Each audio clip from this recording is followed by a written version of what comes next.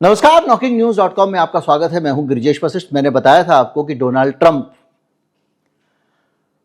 हार के एक दिन थूक कर चाटेगा। जिस दिन डोनाल्ड ट्रंप ने टैरिफ वाली नीति लागू की, तब भी मैंने बताया था कि इससे सिर्फ अमेरिका को ही नुकसान होगा, अमेरिका के लोगों को नुकसान होगा। जब इसने वीजा वाली नीति लागू की, तब भी मैंने कहा कि इससे जो कुछ नुकसान होगा अमेरिका वालों को होगा।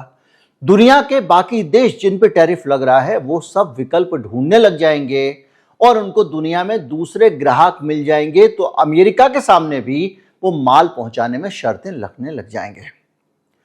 अब बहुत सारी चीजों को अगर इकट्ठा करें तो अब डोनाल्ड ट्रंप को खुद की गलतियों का एहसास होने लगा है, या कहें कि गलतियां मुझे लगता है उसने जानबूझ के की थी, क्योंकि मैं शुरू से कह रहा हूं कि डोनाल्ड ट्रंप जैसे गोरबाचेव अमेरिका के हित में काम करने वाला आदमी था और उसने सोवियत संघ को डुबोया, ऐसे ही डोनाल्ड ट्रंप रूस और चीन का पिट्ठू नजर आता है। बहुत पहले से कह रहा था और उसने ऐसी नीतियां लाई जिसके कारण अमेरिका कमजोर होता चला गया।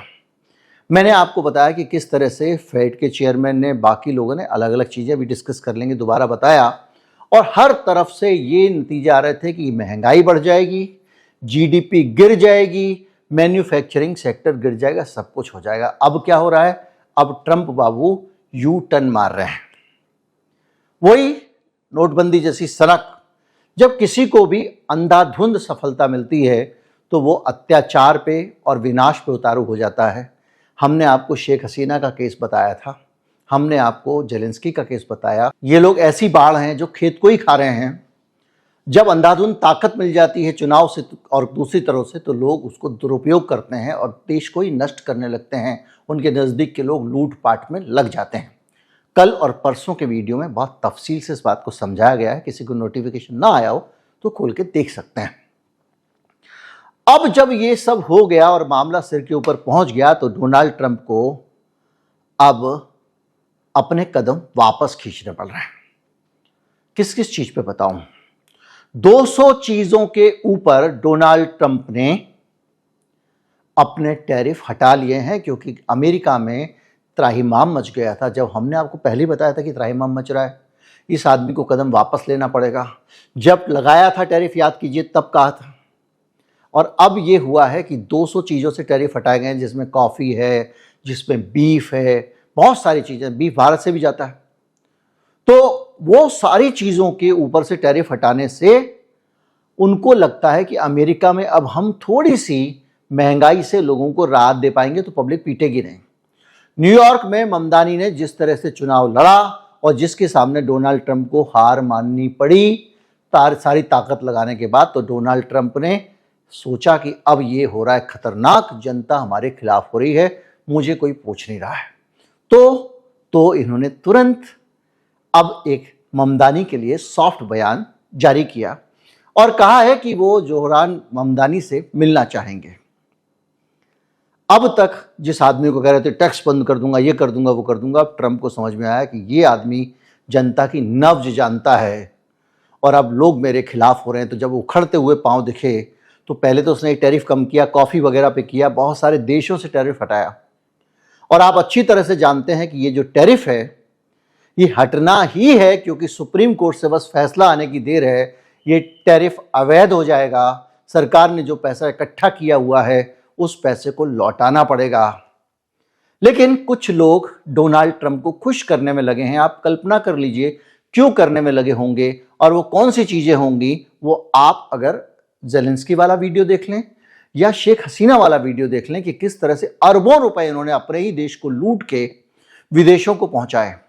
बैंकों के चेयरमैन को कनपटी पे फौज ने बंदूक रखी, इस्तीफा दिलाया और शेख हसीना के आदमी को चेयरमैन बनाया गया। उसने बहुत सारे लोगों को उस बैंक से अंधाधुंध लोन दिए।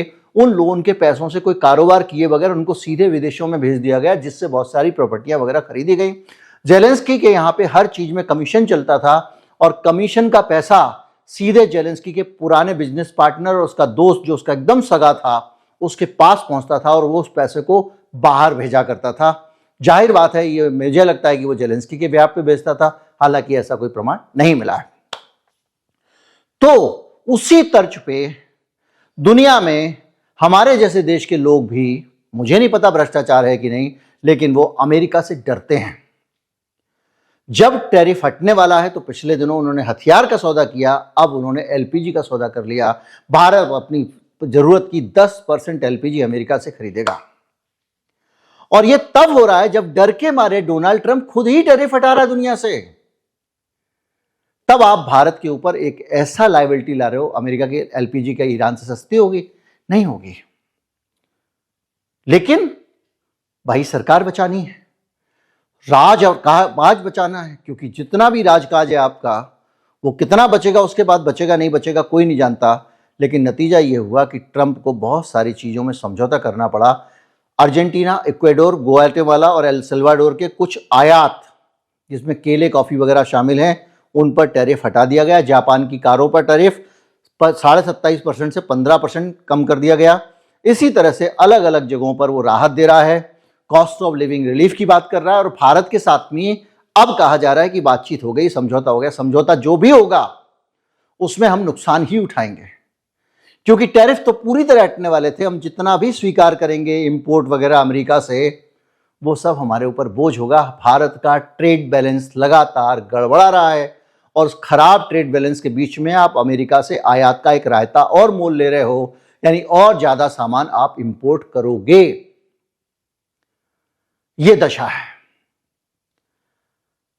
और सिर्फ चीजों और टैरिफ पर नहीं, H1B वीजा पे उसने जो $1 लाख लगाया था, याद कीजिए, फीस सिर्फ उस आदमी को यहां से अमेरिका में नौकरी करने जानी है इस बात के लिए, उसको लेकर भी डोनाल्ड ट्रंप को अब यू टर्न लेना पड़ रहा है। ट्रंप ने कहा है कि भारत की अमेरिका में टैलेंटेड लोग हैं ही नहीं बहुत सारे काम करने के लिए, इसलिए दूसरे देशों से तो आदमी बुलाना ही पड़ेंगे। और ये कहने के बाद ही डोनाल्ड ट्रंप को खुद उसके उपराष्ट्रपति ने ठुकाई पिटाई करनी शुरू कर दी। उसने कहना शुरू कर दिया कि भैया तुम जो विदेशों से आदमी लेके आ रहे हो, ऐसी जरूरत नहीं है, हमारे यहाँ लोग सब स्किल हैं, ये है वो है, उनको सिखाओ पढ़ाओ, लाने की जरूरत नहीं है। और ट्रंप कह रहा है कि बहुत सारे सेंसिटिव सेक्टर तो चल ही नहीं सकते हैं, डिफेंस इंडस्ट्री विदेशी टैलेंट के बगैर नहीं चल सकती, चिकित्सा विदेशी डॉक्टरों के बगैर नहीं चल सकती, आईटी सेक्टर बगैर विदेशी एक्सपर्ट्स के नहीं चल सकता। इसलिए H1B वीजा में अब हमको ढील देनी पड़ेगी। जेडी वांस कह रहा है कि तुम बात कर रहे हो बेकार, अमेरिका फर्स्ट की बात करो। जो मागा वाले थे, ट्रंप के जो खास दोस्त और राष्ट्रवादी मेक अमेरिका ग्रेट अगेन वाले, वो ट्रंप को गाली दे रहे हैं। ट्रंप कह रहा है उनको आते ही नहीं है। लेकिन ट्रंप के अब दुर्भाग्य देखिए अमेरिका का, बेरोजगारी भी है, काम करने के लिए बाहर के लोग आ रहे हैं। क्यों? क्योंकि स्किल मिसमैच है। स्किल मिसमैच क्यों है? क्योंकि वहां का कारपोरेट, वहां की जो पूरी की पूरी दुनिया है, सिर्फ उसके लिए सरकार काम करती है। और वहां का जो शिक्षा का सिस्टम है, एजुकेशन का सिस्टम है, वो सिस्टम एक अलग तरीके का हाई स्टैंडर्ड की एजुकेशन का है। इनको चाहिए काम करने वाले कामगार जो उनकी फैक्ट्रियों में काम कर सकें। तो मैन्युफैक्चरिंग में काम करने के लिए, ब्लू कॉलर जॉब वगैरह के लिए तो अमेरिका में लोग हैं।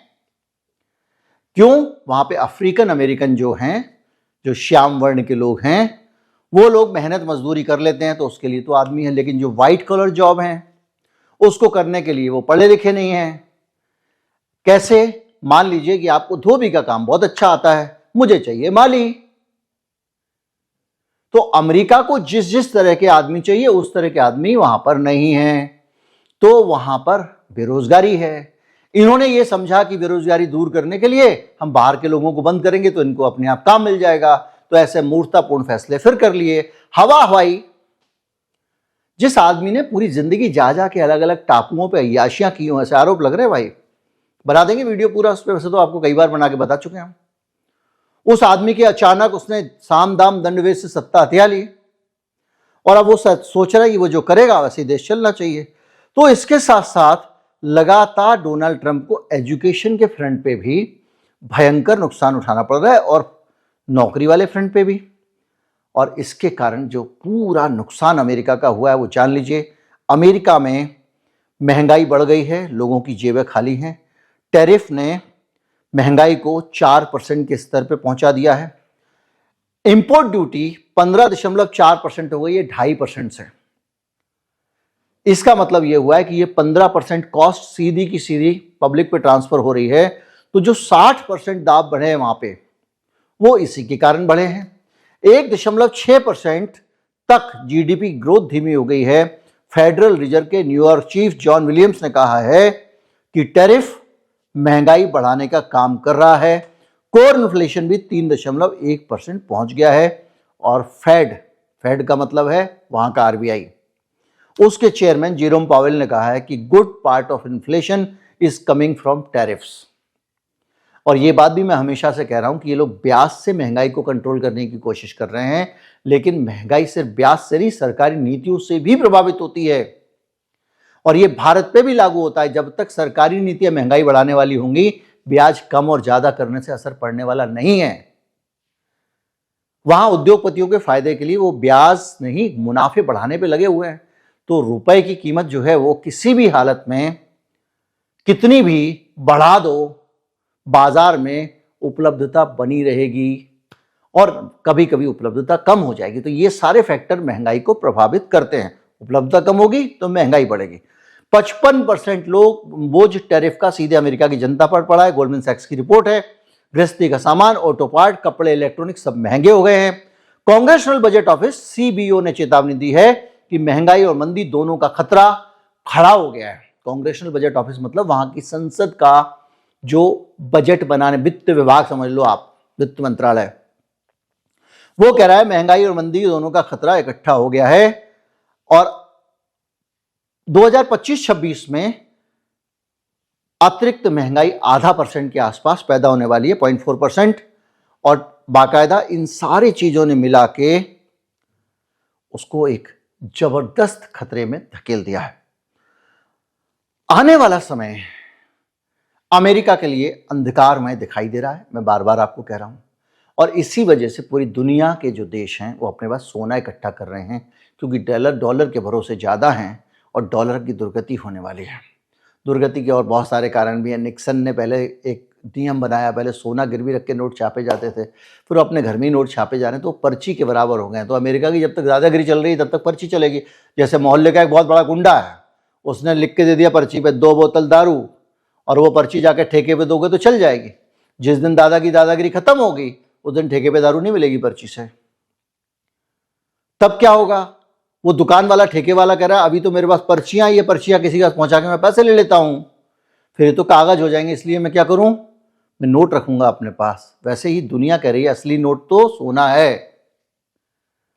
बहरहाल जो भी हो, हर व्यक्ति को दुनिया में अपना नेता चुनते समय बुद्धि और विवेक का इस्तेमाल करना चाहिए, वरना यही दुर्गति होती है जो अब देख रहे हैं ट्रंप के मामले में, जो अलग अलग देशों में आप देखते आ रहे हैं। नमस्कार, जय हिंद।